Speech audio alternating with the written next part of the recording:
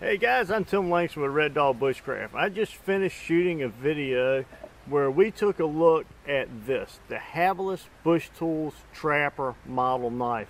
And I got to tell you, since I put my hands on this thing at the show that I went to this past weekend, I just haven't been able to put it down. So I've been putting it through quite a bit of abuse, and it's time to give it a little bit of a touch up because I've pushed it a little bit beyond what we normally expect out of our bushcraft knives. And to do that, I'm going to use this product. Now, I have used the super diamond sharpeners before, but the one that I had was just two-sided. This is one that I picked up this past weekend, and it comes in a nice large base, and it's a brick which has 4 sides. So we have multiple options.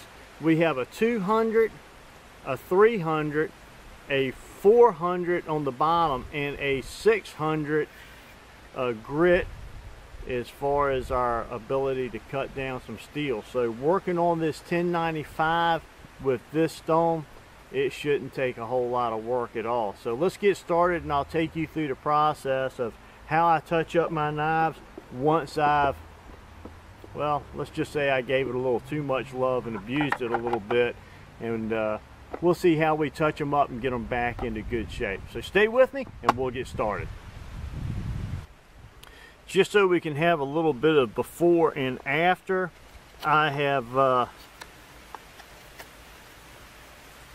I've taken this knife beyond the point that I believe I could just strop it. Well, not really, but it would work, but it's going to take me a lot of time. And you can see that I've really dulled that down. And even the 90-degree spine that was on the back, even though it was sharp when I first got it, I was testing different types of fire steels, and I got into some that were pretty hard, and then I started doing some work with some magnesium, and it still works pretty good as far as scraping down the fat wood, but some of those magnesium blocks that I was working on really started to round off the back of that 90-degree spine. And it wasn't the sharpest 90-degree spine to begin with. I mean, it worked. It was a good 90-degree edge, don't get me wrong. In the video it threw sparks just fine, but it wasn't ripping off gobs of sparks and throwing them down like a piece of carbide or whatever. But as you can see, it works, but I think we can sharpen that up a little bit better, and we'll work on that too. So that's a little bit of the before the cleanup. Let's see what we can do in the after. First thing I did was I went and I got me a bit of water, and I went ahead and I put my diamond rods in it. No, you don't have to soak diamond rods the way you do a natural stone, but you know, me being impatient and in a hurry, I just threw it in the container of water while I was on my way out here, because even though you don't have to use a lubricant of any kind with diamonds, I prefer to put some water on it just to help the cleanup, but that's all I use is just water. I'm going to find me a firm spot here, and I'm going to start with this 200 side just to see how this stone starts to work. Laying my knife on the diamond stone and tilting it until I come in contact with the Scandinavian grind, and then I'm going to push it forward, and as I rotate, I'm going to have to put a lot more pressure on the end and lift this handle up to keep in contact here, because this is a continued radius. The other way you can do it, and it helps a lot of people, is to just lay the knife down flat, tilt it to the Scandinavian grind like this, and rub it back and forth. That's rub it back and forth. I know the grinding was getting into the audio there. And just work it down to the tip.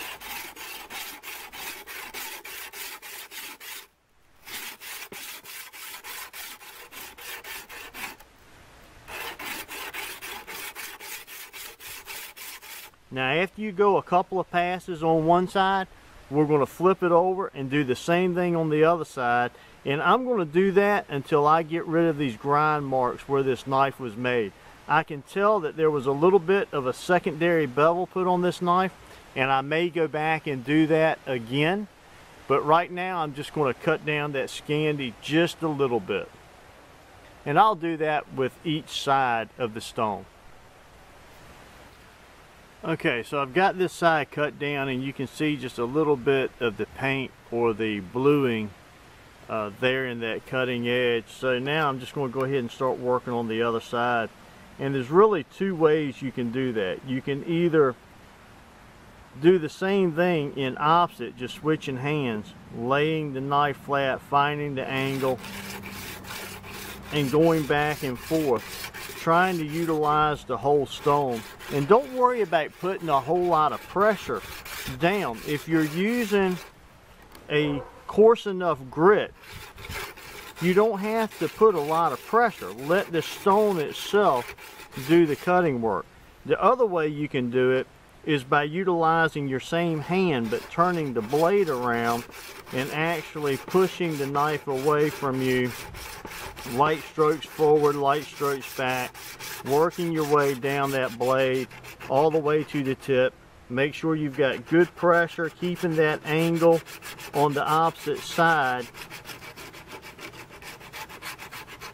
right here, keeping good downward pressure as you lift this handle so that this angle where that belly comes up to the tip, so that we get that sharpened too, to mate up with our sharpening as we come down along that continuous curve. Because this knife has that long radius, it gives us a good cutting edge, but we have to be cognizant of, as we come around that edge, that we put the right amount of height down here to give us the contact space that we need here all the way to the tip. It's just a feel thing. You can feel when you're on that line. Like I said, it's not a pressure thing. Don't worry about the pressure. Worry more about keeping this part, the part that's shiny here, the opposite side of that, worry about keeping that on that diamond stone. And like I said, using this aggressive of a grit, we don't have to put a whole lot of pressure down. We can concentrate on just holding that fine angle. Okay, so we have about the same amount of the bluing on each side of the blade, but we've taken it almost all the way down at this point. So we're just going to go ahead and clean up that 200 side, and now we're just going to rotate this block over and go to the 300 side. And remember that most of our work was done with our most aggressive grit, so now we're just trying to get out the fine marks that we made with the less. We're going to utilize the less grit to take out the marks from more grit. We're progressively going to get smaller and smaller grinding marks in here. Now, you know, a lot of people, they buy Habilis Bushtool knives, and because they don't have that pretty finished edge to them, they immediately send it off and have somebody else do what we're doing here. You know, don't be intimidated by these knives. They're good, solid working tools, and there's nothing wrong with cleaning them up like this from the get-go if you want to. But also, don't be scared to invest a few dollars into a stone and learn how to do this yourself. This is not some magic that I'm working here, and I'm not even one of the better knife sharpeners out there. It's just that with time and practice, you develop a feel in a way that you hold your hands, and it becomes more natural. So my suggestion to you is that you go out and get you an old cheap knife, some kitchen knife or something from a thrift store, and get you a decent stone. And you don't have to go out and spend hundreds of dollars on a stone. I think this stone was $30, and or not even a stone, it's just a diamond. And diamonds cut really fast. It doesn't take a really expensive a piece of diamond sharpener here to remove a lot of metal, and just spend a little bit of time in practice. A good firm work surface really helps a lot. Being out here on this stump is not the most ideal, but it's a beautiful day and I want to do this outside. And we'll just work this down on both sides exactly like we did on the other side, making sure that we hold that grind line. And like I said, if we want to have that secondary bevel, we can come back and put that on at the end. Let me progress on with this 300 side and I'll bring you right back. Okay, so that does it for our 300 side.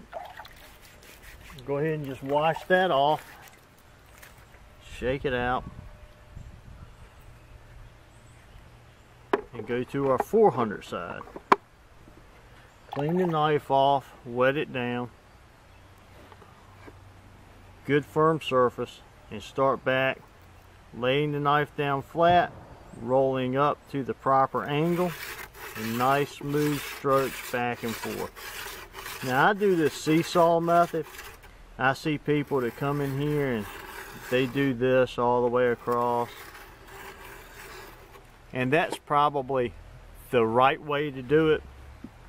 But remember, sharpening is nothing more than taking off metal. So no matter how you do it, as long as you stay consistent and taking off the same amount of metal from tip to butt and side to side, you're in good shape. It's going to be plenty sharp for what I needed to do. We'll continue up with the 400 side. Okay, so we finished up with our last little bit of grit there, and you know it's sharp when you just lay the weight of the blade on your thumb and you can peel back, and also when you can run it along and you don't feel anything but a nice smooth surface. So we've got our edge back where we want, and hopefully now we can just use a strop to keep that touched up now that we're done evaluating and abusing this thing. But we still have to work on this spine here a little bit. There's a couple of different ways we can do that. We can secure it some way. I've even taken it and forced it down into a crack in the woods and taken a file to them. I've used the back of a stone, and if you do that, I recommend that you put it up like this so that you can try to hold it as flat as you can instead of going this way. I think it works a little bit better. Or we can do it the faster way and put it on a belt sander. And I don't have a big tabletop sander here, but I do have a portable one.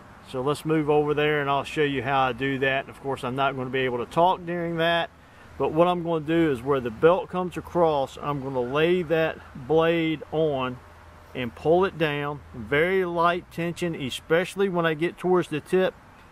Very light, but trying to hold it to where this surface is on the belt the entire time until I get that the side sharpened up, and I'll test it with a ferrule rod, and when I'm happy with it, I'll stop.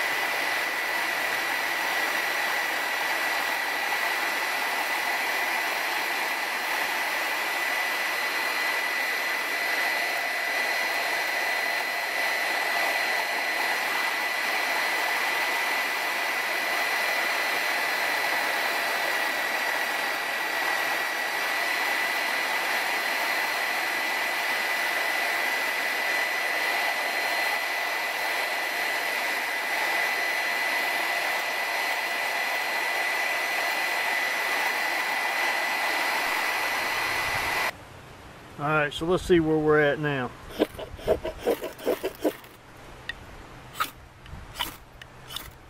Just a couple fingers.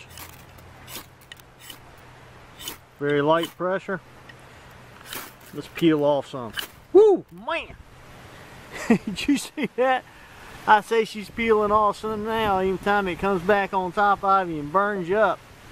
Alright, so now we got everything in good shape. We got our edge back where it was. We've got our spine back where it was the way we bought it. So now our only decision is, do we want to blue it or just clean it up and leave it that way?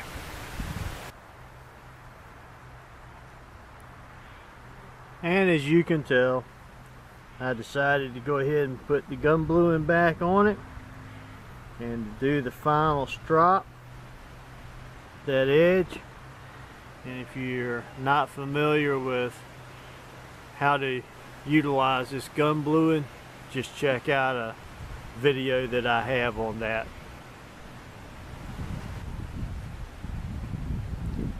Alright guys, well, you should never let your blade get in that bad of a condition. You should always keep it to where just that strop should do the job of touching that back up for you at least as much as you can. Every once in a while you have to put them on a stone, but I gave that one a little bit too much love. I got a little excited when I first got it and did quite a bit of hard work with it, but she bounced back just great. I hope you enjoyed this video. I certainly enjoyed bringing it to you, and until next time, I'm Tim Langston with Red Dog Bushcraft, home of global safety and survival. God bless.